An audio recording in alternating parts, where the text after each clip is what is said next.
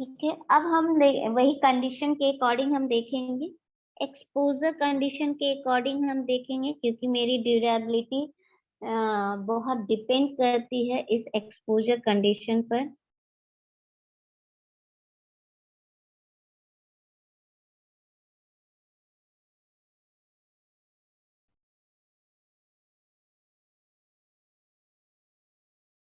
तो इधर हम जो लिखेंगे वो एक्सपोजर कंडीशन होगा।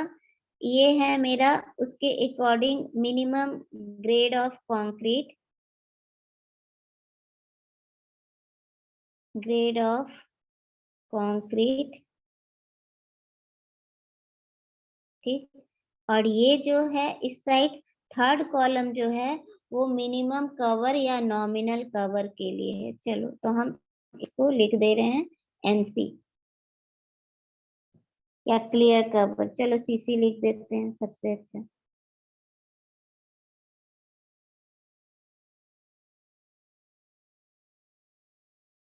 कवर, नॉमिनल कवर,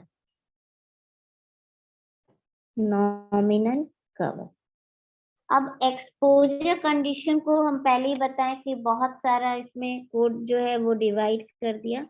तो पहला एक्सपोजर कंडीशन को बोल रहे हैं, पहला देखते हैं। तो अगर मेरा माइल्ड एक्सपोजर है, अगर माइल्ड एक्सपोजर है,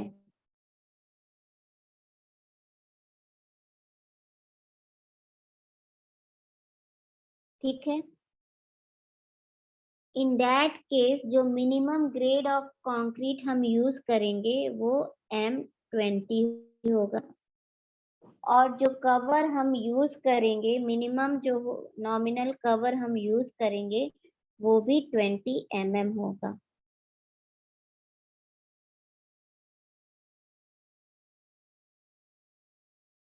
ठीक है, मतलब माइल्ड एक्सपोजर है, मतलब ऐसा है कि हम लोग सूरज, मतलब सूरज ने हवा से फिर उसको धूप से हम बचा रहे, प्रोटेक्टेड अगेंस्ट रेन, मतलब हम उसमें हवा लग रहा है, धूप लग रहा है, ये सब लग रहा है, पर हम उसे पानी से बचा रहे हैं।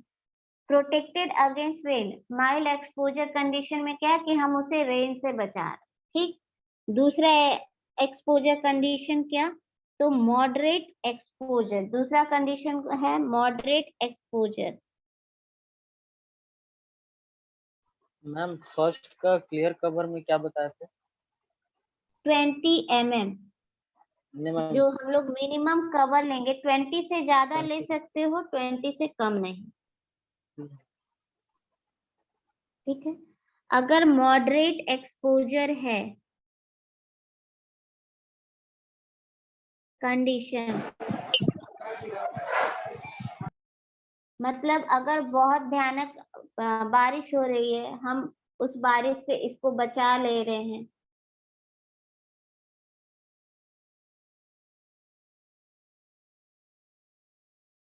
ऐसा यहाँ पर नहीं है, बारिश हो रही है और ये बारिश में ओपन है। इन दैट केस जो मिनिमम ग्रेड ऑफ कंक्रीट हम यूज करेंगे वो होगा M25, और जो मिनिमम नॉमिनल कवर हम प्रोवाइड करेंगे, नॉमिनल कवर जो प्रोवाइड करेंगे वो भी 25 mm का।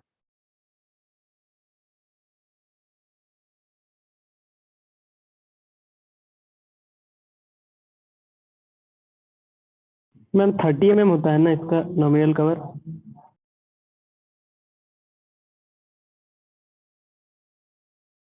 30 mm हम, चलो फिर से तुम लोग मेरे को डाउट में डाल देते, चेक कर लो एक बार, एक बार चेक कर लो, जरूरी नहीं है कि अगर हम बोल रहे हैं तो वो सही होगा, चेक कर लो, कोड सभी के पास है तो एक बार चेक कर लो। जब भी तुम लोग बोलते हो हम उसको रीचेक जरूर करते हैं, तो एक बार चेक कर लो, हो सकता है मे भी हम गलत बोल रहे हो। ठीक है, तो एक बार चेक कर लो। वैसे हम 25 ही, मुझे याद है, तो हम 25 ही लिख रहे हैं, एक बार चेक कर लो, क्योंकि तुम लोग बहुत बार मुझे सही भी बताए हो, तो इसलिए चेक करना तो बनता है। तो एक बार चेक कर लो।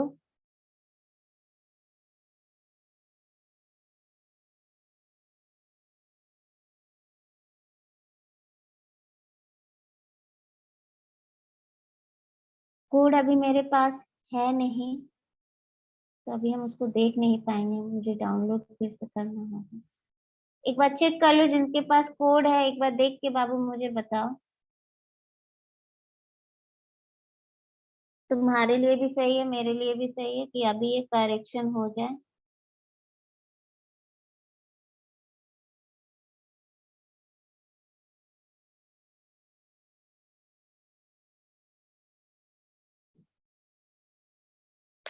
ठीक है, अभी इसके आगे बढ़ते हैं, फिर उसके बाद देख लेते हैं उसको भी।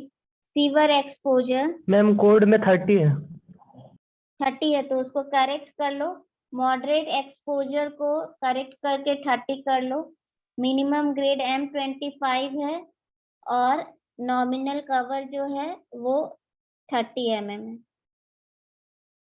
मॉडरेट के लिए देखे हो ना? Yes ma'am. ठीक है, तो उसे करेक्ट कर लो।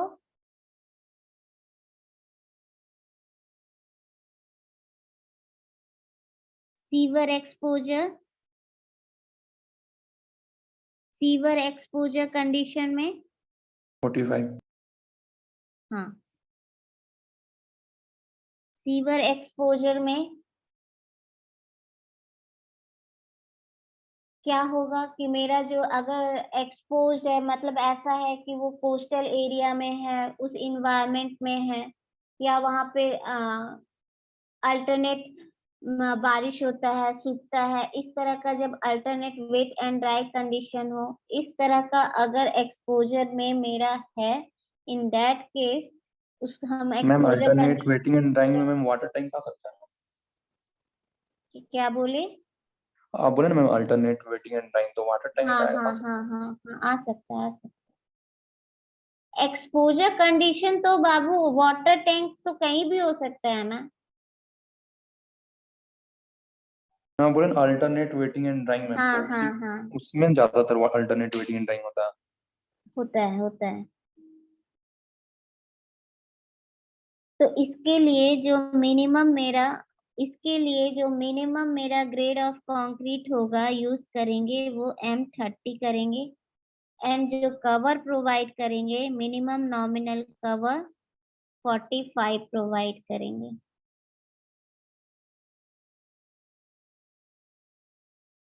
इसी तरह से अगर मेरा very sewer condition exposure condition है, तो 50।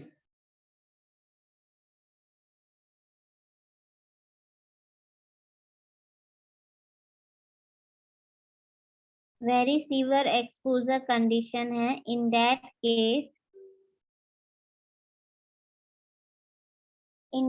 केस जो मेरा मिनिमम ग्रेड ऑफ कंक्रीट होगा वो M35 यूज करेंगे, और जो मेरा मिनिमम नॉमिनल कवर होगा वो लगभग 50 mm होगा।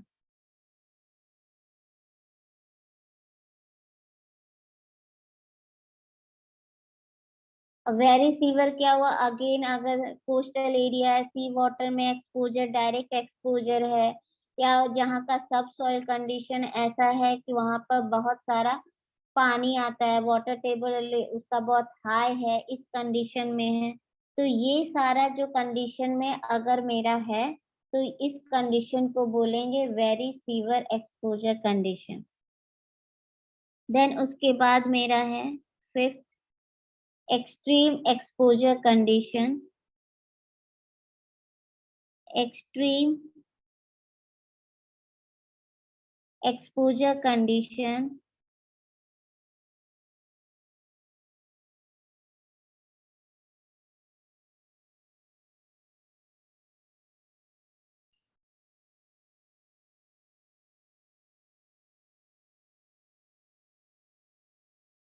मतलब कि ऐसा जो है समुद्री इलाका है ही, पर वहां बहुत टाइड्स आते हैं, टाइडल जोन्स जिसको बोलते हैं वो है। साथ ही साथ क्या वहां पे बहुत ज्यादा मेरा डायरेक्ट जो मेरा है कांटेक्ट में है सॉइल ऐसा है, या वहाँ इस तरह का कंडीशन है कि डायरेक्ट केमिकल के मतलब कांटेक्ट में आ रहे हैं, इस तरह का अगर कंडीशन है तो इस तरह का कंडीशन को बोलेंगे एक्सट्रीम एक्सपोजर कंडीशन। और इस कंडीशन के लिए जो minimum grade of concrete use करेंगे वो 40 M40 होगा, और जो मेरा मिनिमम नॉमिनल कवर जो है वो मेरा 75 mm होगा। सही है।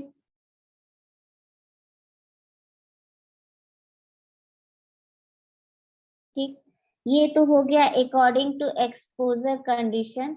बट अगर मेरा हम लोग नॉर्मल क्या मान के चलते हैं, जैसे हम लोग जिस जोन में रहते हैं तो हम लोग जनरली बहुत ज्यादा क्लाइमेट हम लोग का इस तरह से नहीं है जिससे कि हम लोग को लगे कि ये बहुत ज्यादा हार्मफुल होगा, बहुत ज्यादा सेफ्टी और प्रिकॉशंस हम लोग जब घर बनाते हैं तब भी हम लोग कंसीडर नहीं करते हैं। मान लो अगर इस तरह का कोई माइल्ड एक्सपोजर कंडीशन है तो माइल्ड एक्सपोजर कंडीशन में जो हम लोग नॉमिनल कवर जनरली प्रोवाइड करते हैं फॉर माइल्ड एक्सपोजर कंडीशन, या नॉर्मली सिंपली जो अभी तुम लोग न्यूमेरिकल भी बनाओगे, नेक्स्ट चैप्टर से न्यूमेरिकल बनाना शुरू करोगे, तो उस केस में भी कुछ अगर क्वेश्चन में गिवन नहीं है कि कौन सा कंडीशन है, तो हम लोग जो कवर लेंगे वो कवर हम लोग जनरली माइल्ड एक्सपोजर कंडीशन के अकॉर्डिंग हम लोग कवर लेते हैं। मैम कवर मैक्सिमम कितना दे सकते हैं मैम, मींस कुछ लिमिट होगा ना मैम? अब हम लोग उसी के बारे में आगे बात कर रहे हैं, सुन लो।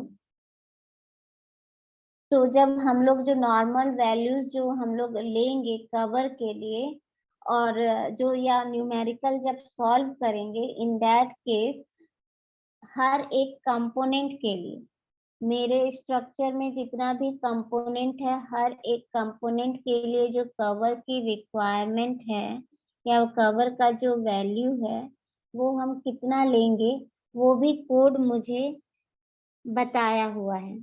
कोड ये बता देता है कि मेरा जो ईच पार्ट ऑफ बिल्डिंग है या each component of the building जो है उसके लिए मुझे कितना कवर लेना है। एक्सपोजर कंडीशन के अकॉर्डिंग तो बता ही दिया है, साथ ही साथ ये भी बता दिया कि अगर नॉर्मल मेरा कंडीशन है तो हम उस कंडीशन में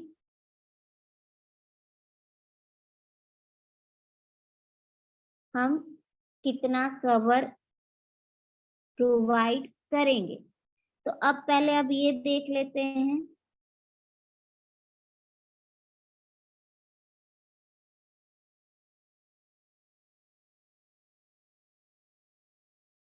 अब हम लोग पहले ये देख लेते हैं कि मेरा ये जो कवर है वो कितना मुझे कोड ने बोला है। कोड ने जो कवर का मुझे बोला है या जो बताया गया है या कोड ने जो प्रोवाइड किया है जिस वैल्यू को हम यूज करेंगे, तो अकॉर्डिंग टू कंपोनेंट अगर हम स्लैब की डिजाइन कर रहे हैं तो कवर हम नॉर्मली 20 mm लेंगे। अगर हम बीम का डिजाइन कर रहे हैं 25 25 mm। अगर कॉलम की कर रहे हैं तो कॉलम तो हम 40 पहले ही बता चुके हैं 40। फाउंडेशन कर रहे हैं 50 50। तो नॉर्मली यही वैल्यू हम लोग यूज करेंगे कब, जब हम लोग न्यूमेरिकल सॉल्व करेंगे। जब न्यूमेरिकल अब बनाना शुरू करेंगे इसके बाद हम लोग जस्ट न्यूमेरिकल पार्ट में ही जाएंगे, तो जब उसे हम लोग बनाना शुरू करेंगे तब हम लोग इसी वैल्यू को यूज करेंगे। देन उसके बाद ये तो नॉमिनल कवर हुआ, फिर कितना mm का हम लोग बार और यूज कर रहे हैं, कितने डाया का या कितना स्टीरअप डाया का स्टीरअप यूज कर रहे हैं, उसके अकॉर्डिंग हम लोग इफेक्टिव कवर निकाल लेंगे। तो इफेक्टिव कवर तब मुझे पता चल जाएगा, जनरली जो जरूरत होता है मुझे निकालने के लिए न्यूमेरिकल सॉल्व करने के लिए, तो इफेक्टिव कवर की ही जरूरत होती है। तो नॉमिनल कवर प्रोवाइडेड है, हम सिर्फ इफेक्टिव कवर हम निकाल लेंगे।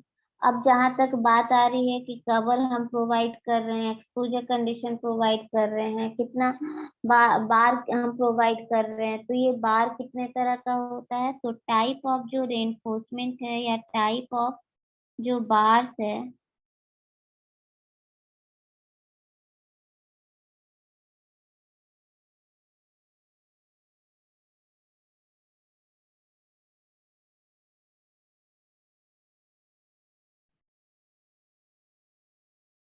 टाइप ऑफ बार हम लोग 3 तरह का बार जो है नॉर्मली यूज करते हैं। 3 तरह का ये जो बार यूज करते हैं, कौन कौन सा बार यूज करते हैं, पिछले सब्जेक्ट में हो चुका है जब तुम लोग सिविल इंजीनियरिंग मटेरियल पढ़ रहे थे।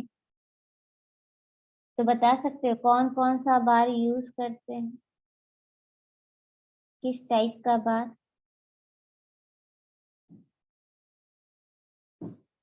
M20, M250, M500 और M420।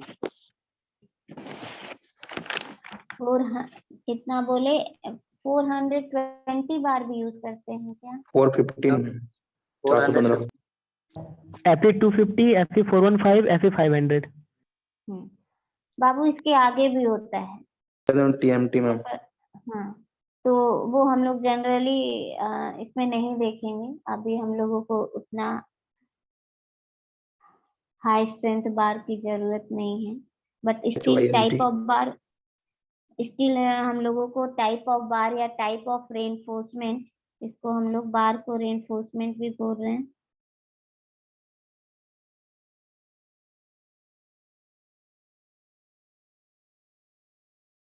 रेनफोर्समेंट, तो यहाँ पर जो टाइप ऑफ बार या रेनफोर्समेंट यूज करेंगे, पहला टाइप जो रेनफोर्समेंट है उसको बोलते हैं माइल्ड स्टील। दूसरा टाइप का जो मेरा रेनफोर्समेंट प्रोवाइड हम करते हैं उसको बोलते हैं medium tensile steel.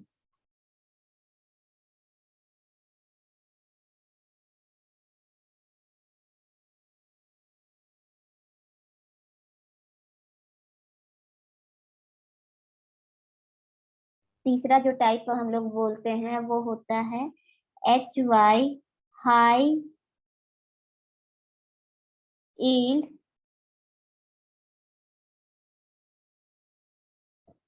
Strength deformed बार।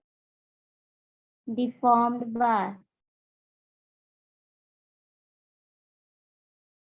HYSD, HYSD।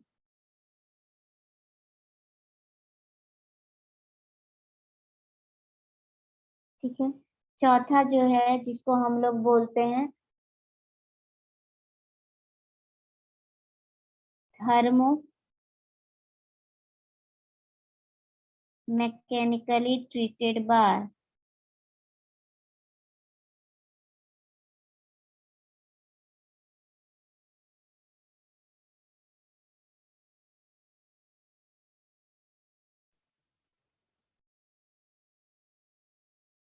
इसे हम लोग बोलते TMT।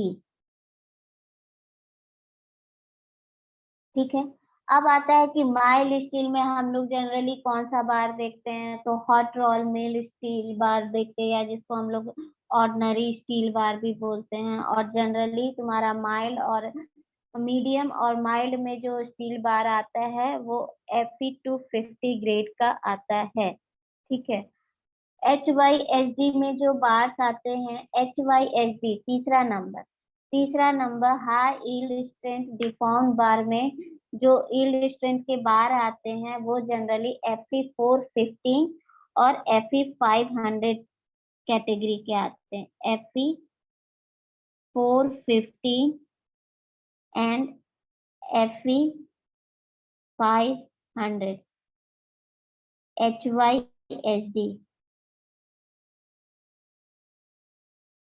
ठीक है, हाई यील्ड स्ट्रेंथ डिफॉर्म्ड बार को ही हम लोग कोल्ड ट्विस्टेड डिफॉर्म्ड बार भी बोलते हैं। ठीक है, CTD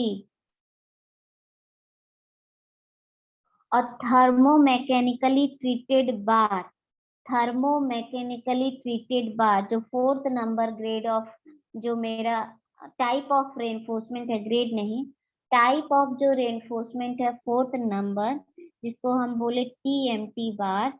ये TMT थर्मोमैकेनिकली ट्रीटेड बार, इसमें जिस ग्रेड के जो बार्स आते हैं वो Fe 415 ग्रेड के भी आते हैं, Fe 500 ग्रेड के भी बार आते हैं, इससे एबव के भी आते हैं, एंड एबव के भी आते हैं, जैसे 550 के, 500 Fe 600 के, ठीक है।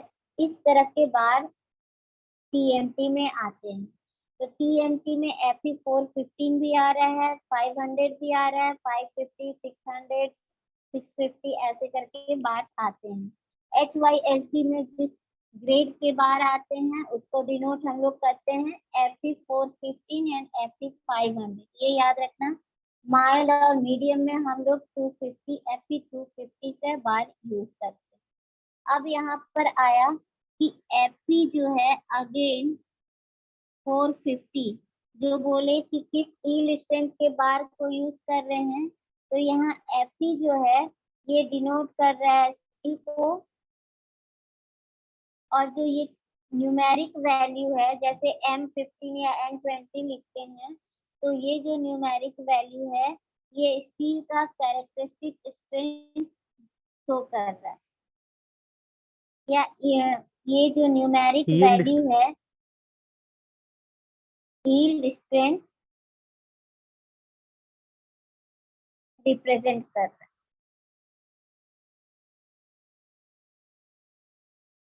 अब इसका मतलब पता चल गया, अगर 250 है तो 250 उसका यील्ड वैल्यू शो कर रहा है, और Fe ये बता रहा है कि हाँ ये स्टील का बना है। इससे ज्यादा बहुत डेप्थ में इसमें नहीं जाएंगे, सीधा चले आते हैं अपने। अब बेसिक जो है यहाँ पर इसको करते हैं, काफी बेसिक पे हम लोगों ने देख लिया है इसमें। अब सीधा आ जाते हैं देखने के लिए कि मेरा मेथड। अब हम मेथड पे देखते हैं, तो हम लोग आरसीसी में नाम है सब्जेक्ट का कंक्रीट स्ट्रक्चर, इसका दूसरा नेम हम लोग आरसीसी भी बोलते हैं। तो आरसीसी जब हम लोग न्यूमेरिकल सॉल्व करेंगे या आरसीसी स्ट्रक्चर बनाने में हम लोग 3 डिजाइन मेथड यूज करते हैं, ठीक है। या अभी तक आरसीसी स्ट्रक्चर जो डिजाइन करने में जिस मेथड का जो मेथड यूज हुआ है, तो बेसिकली 3 मेथड का यूज हुआ है, ठीक है। तो पहला मेथड है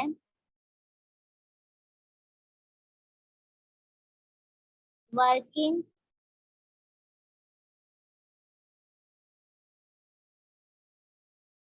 स्ट्रेस मेथड, इसी को हम लोग शॉर्ट में WSM लिखें।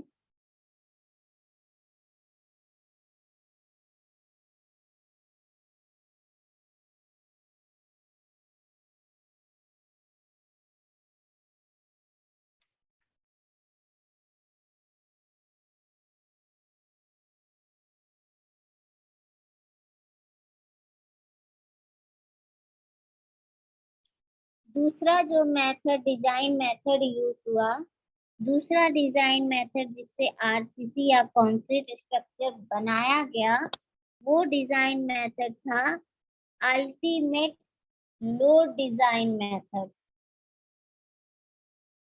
अल्टीमेट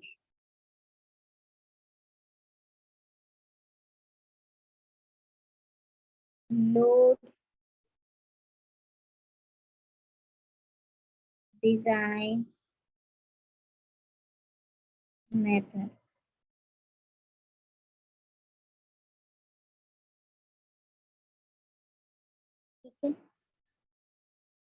तीसरा जो डिजाइन मेथड आया वो तीसरा डिजाइन मेथड है जिसका यूज करके आरसीसी स्ट्रक्चर बनाया गया या कंक्रीट का स्ट्रक्चर बनाया गया।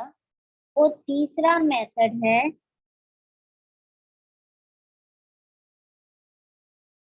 Limit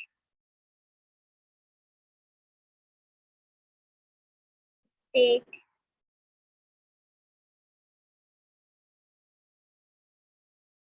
method.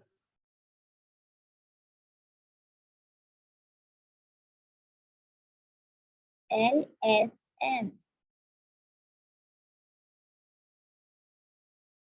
तो हम लोगों के पास अभी तक हम लोगों के पास अभी तक जो डिजाइन मेथड है जैसे WSM working stress method, ULM ultimate load method, LSM limit state method.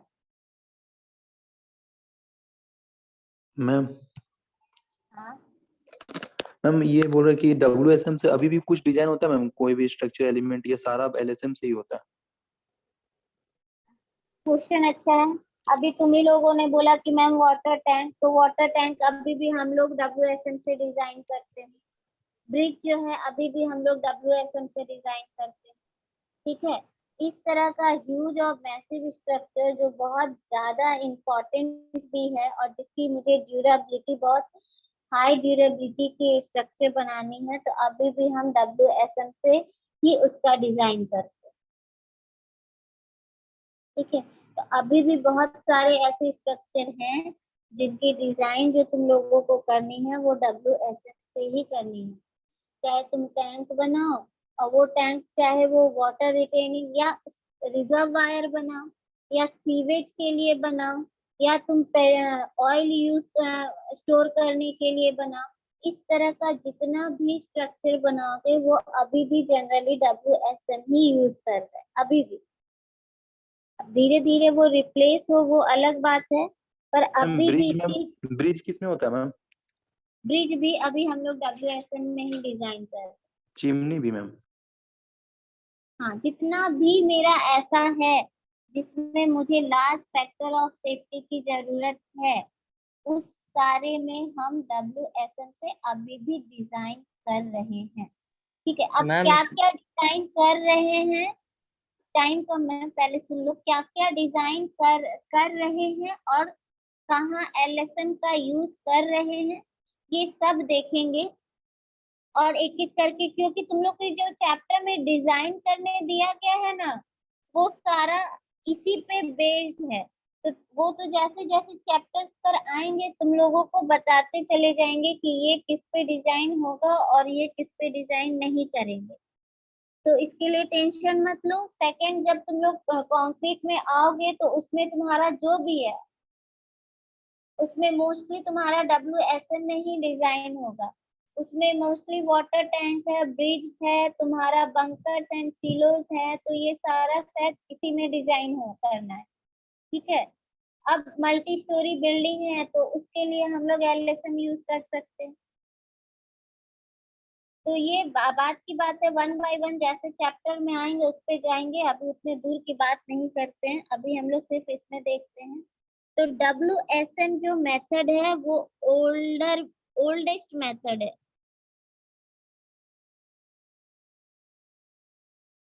Ultimate load method जो है वो थोड़ा आफ्टर WSM जो मेथड को फॉलो किया गया मीडियोकर एज का वो है या बोलेंगे ओल्डर मेथड है। और LSM जो है ये अभी मॉडर्न या मॉडर्न मेथड जिसका यूज अब RCC या स्टील, ऐसा नहीं है कि सिर्फ RCC, स्टील के भी डिजाइन में अब LSM का यूज होने लगा है। तो RCC तो मोस्टली जो है वो LSM में रिप्लेस हो गया है और स्टील भी अब LSM में ही डिजाइन हो रहा है। अब ये LSM, WSM, ULM क्या है वो 1 बाय 1 करके हम देखेंगे और ये भी देखेंगे कि किस में क्या मानकर इस मेथड को बनाया गया और इस मेथड से हम कैसे न्यूमेरिकल सॉल्व करेंगे। एक और चीज, अकॉर्डिंग टू आवर सिलेबस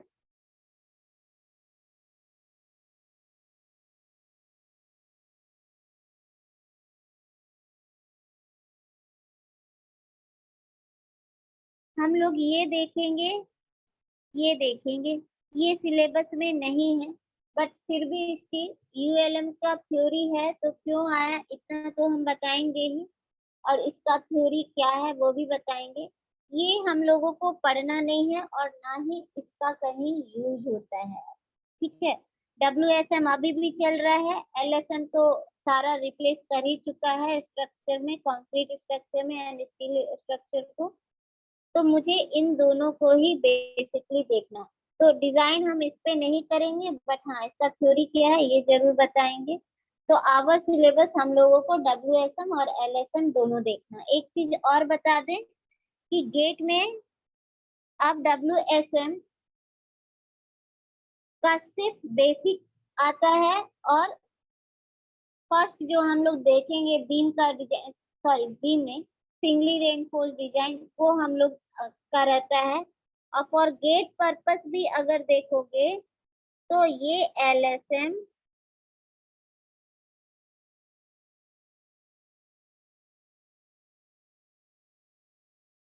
तो जो अभी कंक्रीट स्ट्रक्चर 1 में जो भी चैप्टर्स है अगर बेसिकली देखा जाए तो न्यू मॉडर्न और न्यू मेथड को फॉलो करके ही हम लोगों को पढ़ना है क्योंकि वो सारा रिप्लेस हो चुका है किससे, तो LSM से। चाहे वो बीम का हम डिजाइन करें चाहे वो कॉलम का डिजाइन अभी करें, ठीक है। तो ये सारा हमें LSM से रिप्लेस हो गया है बट फिर भी सिंगली मैं बताऊंगी, चाहे टी-बीम हो, शेयर हो, चाहे टॉर्शन हो, वो सारा WSM और LSM दोनों से बताएंगे। बट जो gate of point of view से था वो भी मैंने बता दिया कि बेटर है कि जब गेट वेट के लिए आगे तुम लोग प्रिपरेशन करो तो LSM से ही सारे मेथड को अडॉप्ट करो, WSM में सिर्फ बेसिक और सिंगली रेनफोर्स ही रह जाता है। ये तो हो गया तुम्हारा मेथड और उसका यूज हम लोग कहाँ और कैसे करेंगे। अब आ जाते हैं अपना पहला मेथड देखने जिसपे हम लोगों को फर्स्ट डिजाइन करना है, वर्किंग स्ट्रेस मेथड।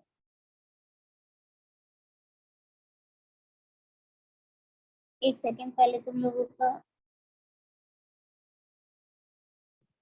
स्क्रीनशॉट ले लें जितने लोग आने थे, नहीं आ गए,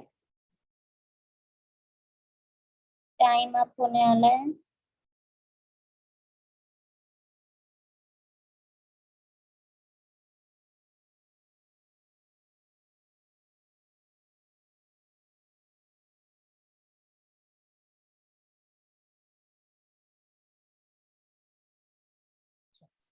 थर्टी थ्री। अब आते हैं वर्किंग स्ट्रेस मेथड। तो वर्किंग स्ट्रेस मेथड है क्या?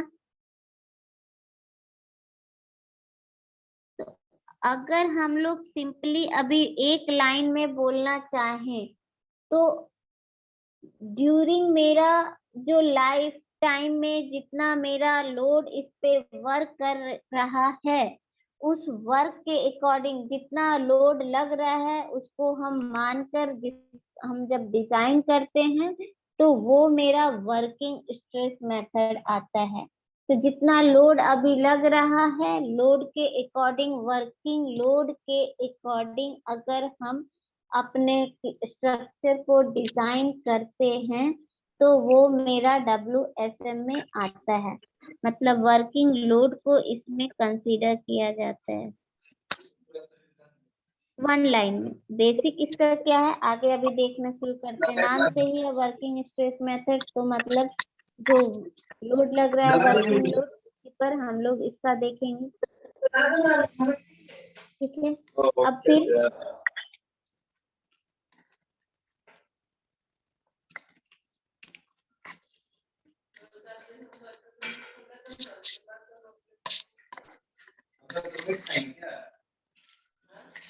वर्किंग स्ट्रेस मेथड में और एक चीज है कि वर्किंग स्ट्रेस मेथड में ये मानकर चला गया, ये मानकर हम लोग ये वर्किंग स्ट्रेस मेथड में फॉलो करते हैं कि जैसे जो हम मटेरियल यूज कर रहे हैं उस मटेरियल का कभी भी इस वर्किंग स्ट्रेस मेथड में उसका इंडिविजुअल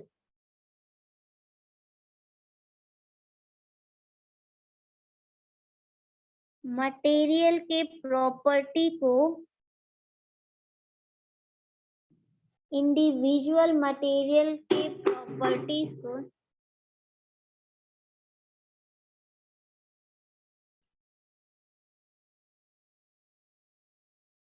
कंसीडर नहीं किया गया।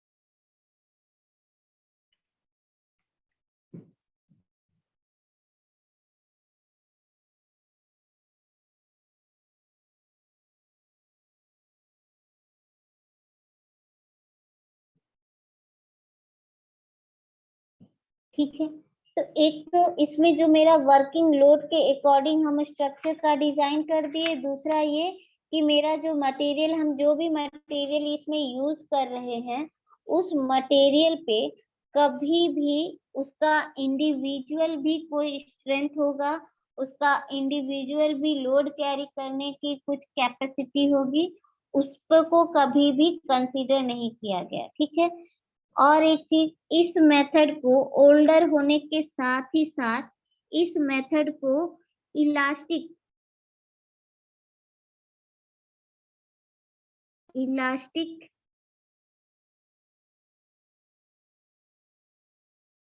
Theory method